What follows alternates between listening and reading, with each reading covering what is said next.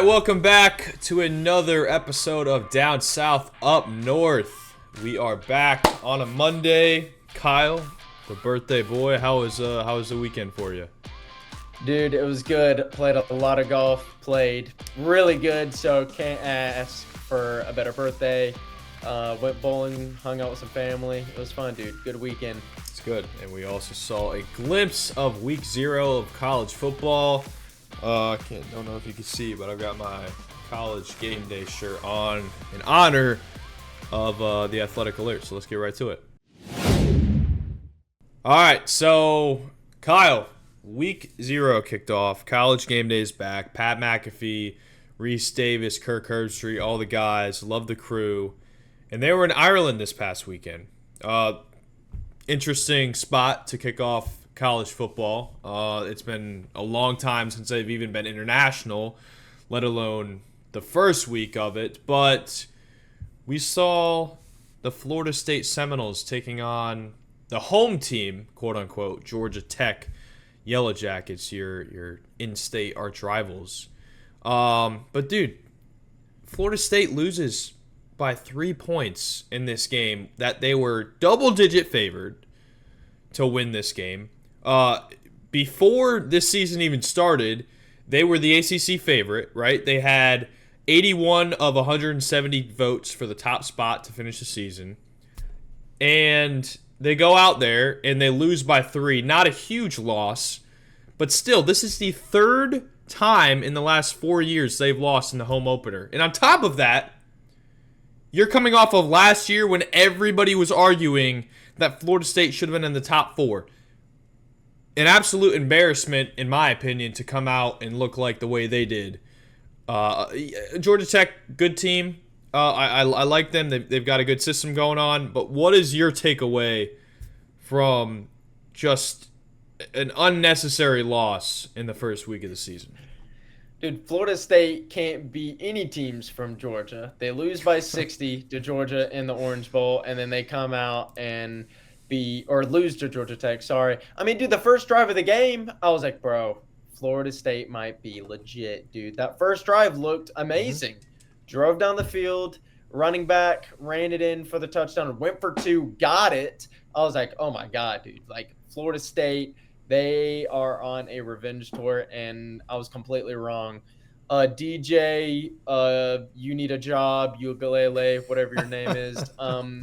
Dude, I don't think just playing college football is in your cards, my man. I mean, good Lord, dude. You go to Clemson, you have a few good games. You have a really good game against number 4 Notre Dame back in the day.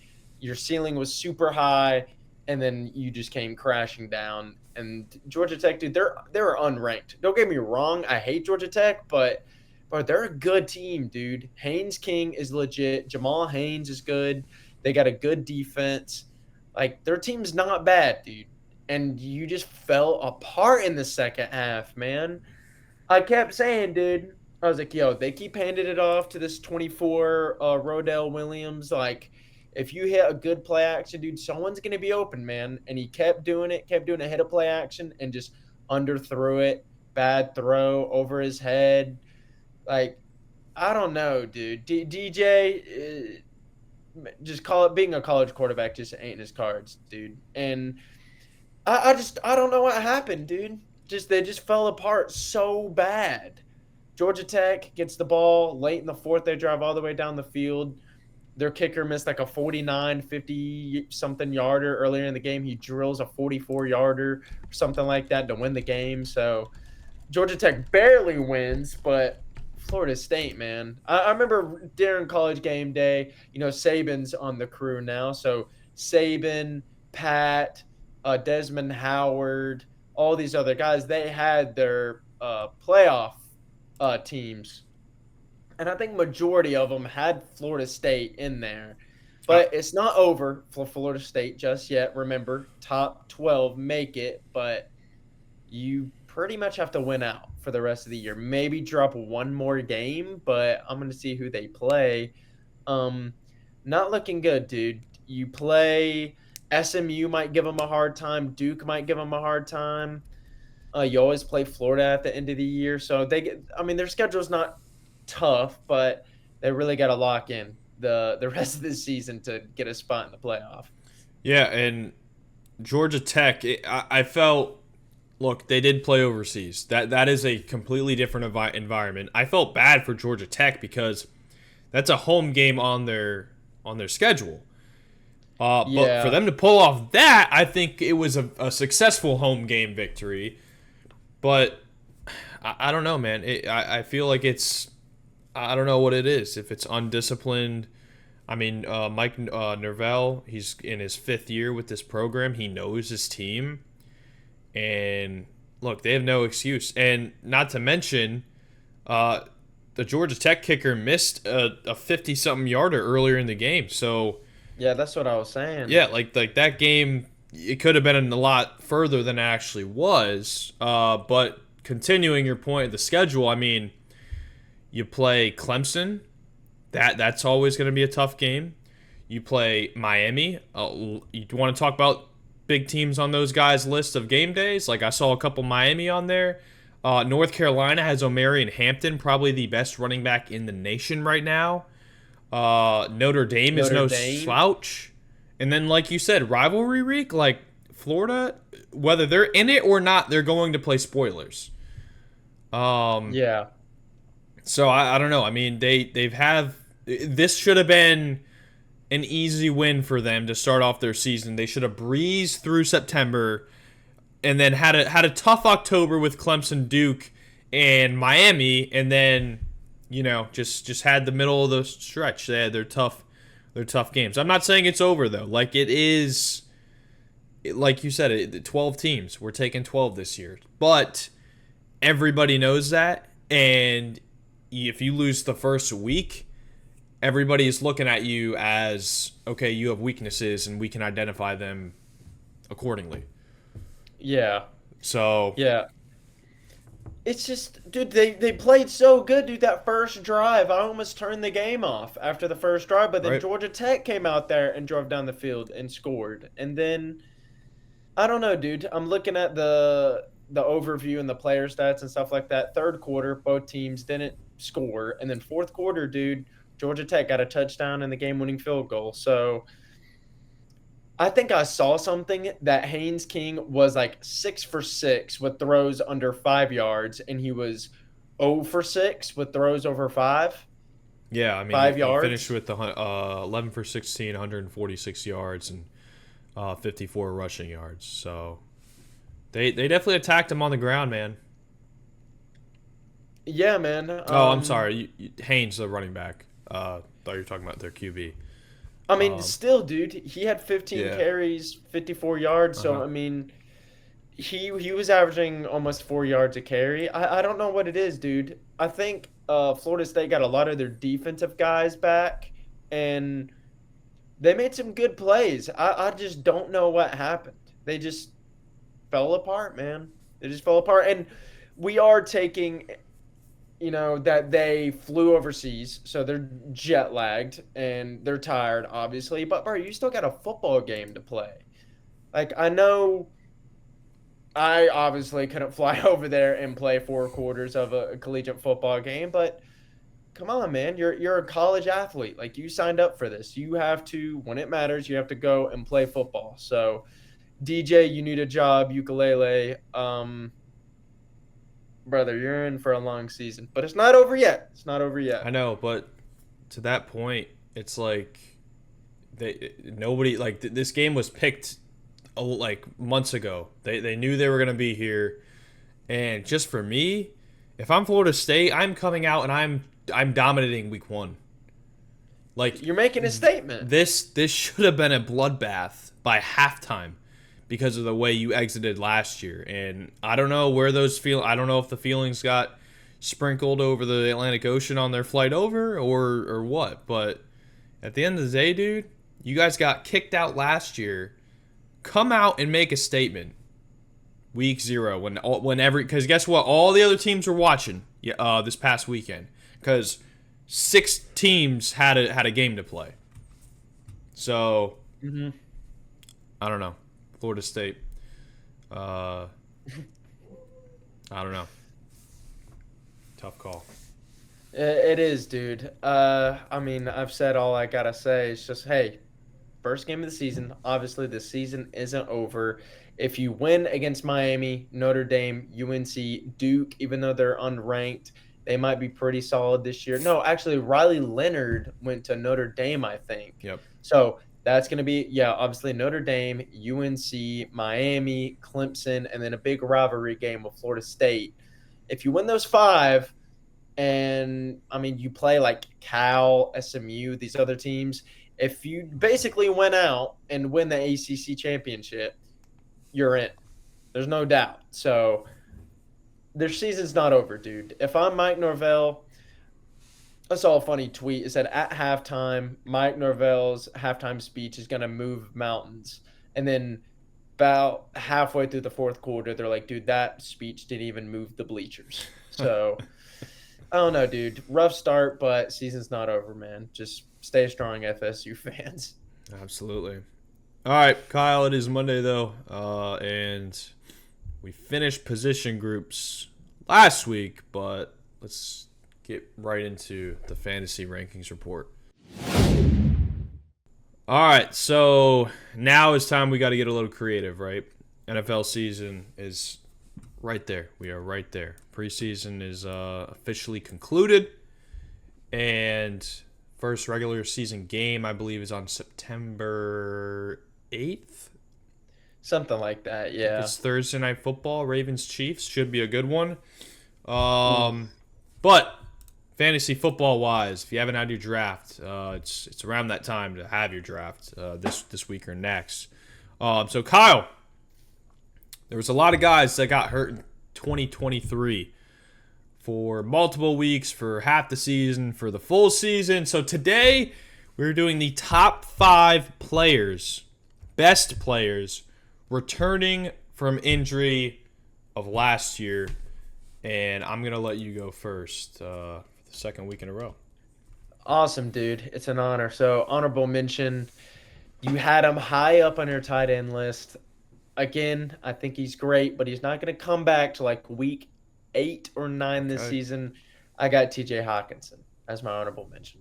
Bro, when he's fully healthy, he's a stud, man. He's a beast out there.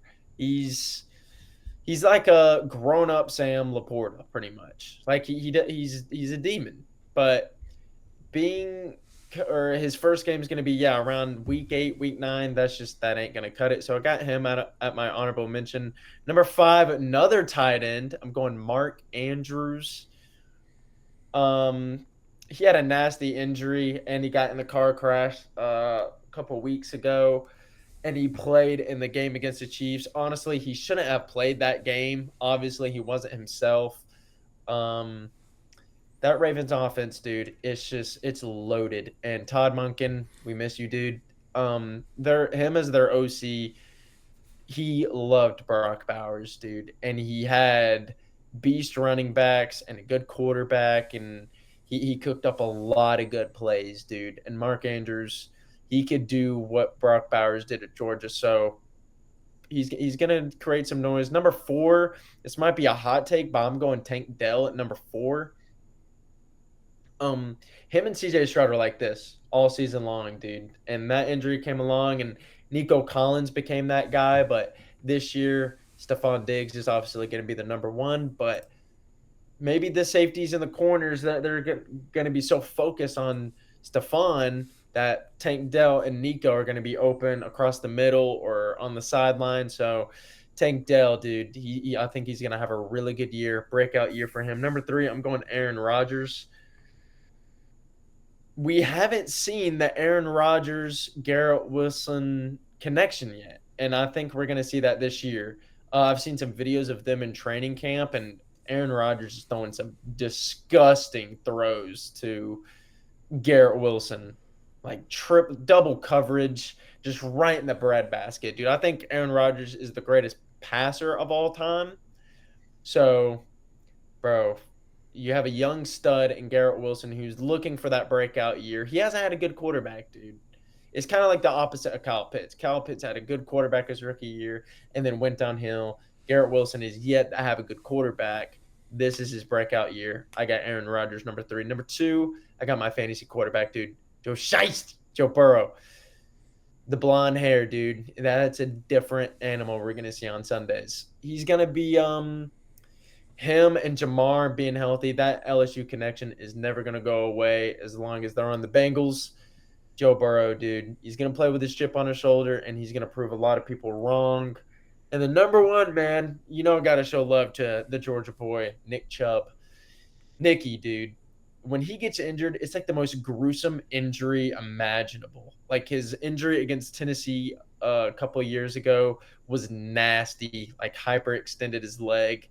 And then against the Steelers, another nasty injury. And when he had that injury at Georgia, he came back and had a great year.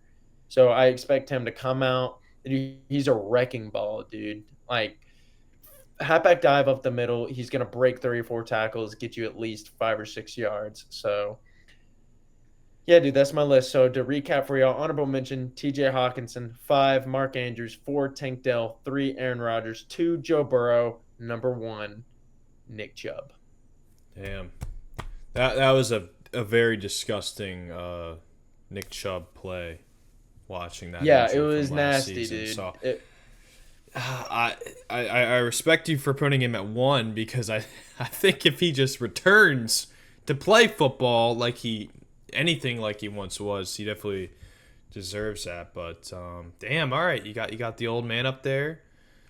Yeah, dude, okay. I believe in him, man. Okay, no, this is good because I like where we're getting to these lists because obviously we have to be a little bit more creative, but our lists are not going to be very similar. I mean, I have not this week. No, not this week. No, dude. I have 2 players that were on your list or on mine. The rest I have different. All right. My honorable mention, you had him high up on your low on your list, I guess I should say, is Ravens tight end Mark Andrews.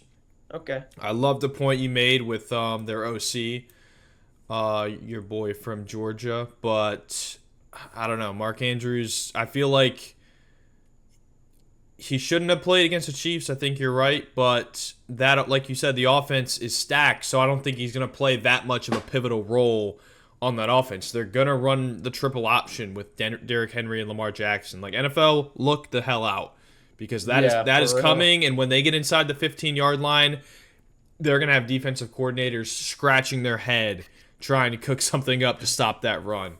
So I got him as my honorable mention, Mark Andrews. Number 5, I got your boy, Kirko. Wow. Kirk Cousins, man. I think a big reason to this goes back to your point you made a couple weeks ago with the running backs and Bijan Robinson. Okay? I think he's going to be, Kirk Cousins is older. He's coming off injury. I think he's going to use his checkdowns a lot. And I think they're going to be calling a lot of screen plays for Bijan, or even wide receiver screens for that matter. And I think that's where Cousins can get a lot of his points. I mean, touchdowns, a lot of yardage. Like that's how quarterbacks get their points off yardage. And if he dumps it off to Bijan, who takes it for 30, Kirk gets a couple points for that. So he's number 5 on my list. Number 4, this guy didn't even play a snap all season. He actually got hurt in training camp, preseason-ish last year. This is a bold pick. Tim Patrick, wide receiver for the Denver Broncos. I'm rolling the dice with this one, Kyle. Yeah, you are. Yeah, I know, dude. But look, Bo Nix, I hate to admit it, but he looks a little nice. He does. I did not like him in college, but he looks like he's playing well. He's fitting into Sean Payton's system. And I think Tim Patrick, like after a full season of recovery, I think he's going to come back and fit right in with that Broncos offense. Number 3, a new team for this guy. I'm going J.K. Dobbins. I think he's going to establish the run game as the true number 1 in Los Angeles. And you know how Jim Harbaugh loves his running backs. Jim Harbaugh loves to run the football. He did it with Frank Gore in San Francisco. He did it with all of the running backs that went through the team up north university. And I think he's going to do the same with J.K. Dobbins and Gus Edwards. But I think J.K. is definitely the fantasy back, the flashy PPR type of guy that you want in your roster. Number 2, you put him at number 4. I'm going higher. Tank Dell. Okay. He was amazing last season. Like he had a breakout year up until he got hurt. And I think if he picks up exactly where he left off last season with that high-powered offense, I think he can be a top 10 wide receiver in fantasy football this year. That might be a little high, but like you said, the number 1 corner is going to run with Stephon Diggs, depending on the teams they play, and that's going to free up a lot of other weapons, including Tank Dell being one of them. And number 1, I traded for him last season on the Friday before he got hurt. Anthony Richardson, AR-15. I am very excited to see how he runs with this Colts offense. I think they are a great team.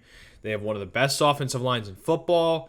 They have Jonathan Taylor, who I think is going to have a good year. They have Michael Pittman outside. That's going to help free up space. So you got to think, like Anthony Richardson, Shane Steichen, I think that's how you pronounce it, the head coach. He did great things with Jalen Hurts in Philly. He's going to continue that trend with Anthony Richardson. They're going to run option plays. Jonathan Taylor's right there. And then that frees up the play action to throw out to Michael Pittman when they need it. So I think Anthony Richardson, I think he's going to be a top 3 fantasy quarterback this year. So that's my top 5, dude. Anthony Richardson, Tank Dell, J.K. Dobbins, Tim Patrick, your boy Kirko, and honorable mention Mark Andrews. I'm surprised.